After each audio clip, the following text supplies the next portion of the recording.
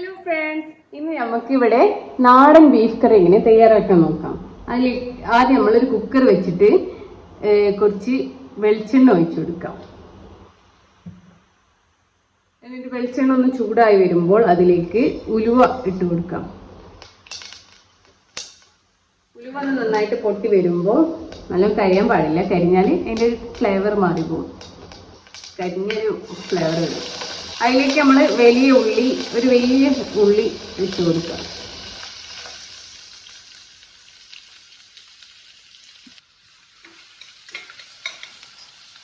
ഇതിലേക്ക് നമ്മൾ കറിവേപ്പില ഇട്ട് കൊടുക്കാം.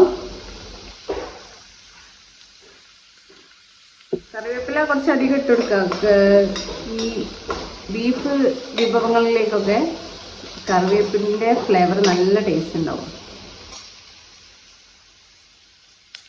വെള്ളുള്ളി ഒന്ന് വാടി വരുമ്പോൾ അതിലേക്ക് നമ്മളെ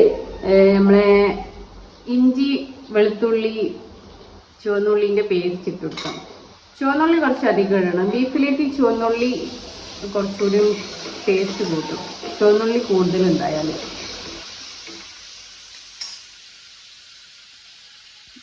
ജിഞ്ചർ ഗാർലിക്കിൻ്റെ ഒരു പച്ചമണം മാറുമ്പോൾ ഇതിലേക്ക് നമ്മൾ ഒരു പച്ചമുളക് അതേപോലെ ഇട്ടതാണ്. ഈ കുഞ്ഞുമക്കളൊക്കെ ഉണ്ടാവുമ്പോഴേ അവയ്ക്ക് എരിവ് കൂടണ്ടായത് അതേപോലെ കീറാതെ ഇടണം. പിന്നെ ഇതിലേക്ക് 2 തക്കാളി ഇട്ട് കൊടുത്തിട്ട് നന്നായിട്ട് വഴറ്റിയെടുക്കാം. ഈ ഉള്ളിയും തക്കാളിയൊക്കെ ഒന്ന് നന്നായിട്ട് വാടി വരാനായിട്ട് നമ്മൾ ഉപ്പിട്ട് കൊടുക്കാം. കുറച്ച് മസാലാസ് ഇട്ട് കൊടുക്കാം. ഇത് നാടൻ രീതിയിലുള്ള ബീഫ് കറി ആയതുകൊണ്ട് നാടൻ മസാലകൾ മാത്രമേ നമ്മൾ യൂസ് ചെയ്യണുള്ളൂ. ഗരം മസാല പോലത്തെ ഒന്നും യൂസ് ചെയ്യില്ല. അപ്പോൾ നമ്മൾ കുറച്ച് പെരുംജീരകപ്പൊടി 1 ടേബിൾ സ്പൂൺ, പിന്നെ 2 ടേബിൾ സ്പൂൺ മുളക് പൊടി, പിന്നെ 2.5-3 ടേബിൾ സ്പൂണിൻ്റെ അടുത്ത് മല്ലിപ്പൊടി, പിന്നെ കുറച്ച് 1/2 ടേബിൾ സ്പൂൺ മഞ്ഞൾപ്പൊടി ഇട്ട് നന്നായിട്ട് മിക്സ് ചെയ്ത് കൊടുക്കാം. ഇടുന്ന സമയത്ത് ഫ്ലെയിം നല്ല ലോ ഫ്ലെയിമിൽ ഇട്ട് വെക്കാം. എന്നിട്ട് തിളച്ച ചൂടുവെള്ളം ഒഴിച്ചു കൊടുക്കുന്നതിലേക്ക് ഇതിലോട്ട് നമ്മൾ കട്ട് ചെയ്ത് ക്ലീൻ ചെയ്ത് വെച്ച ബീഫ് ഇട്ട് കൊടുക്കാം.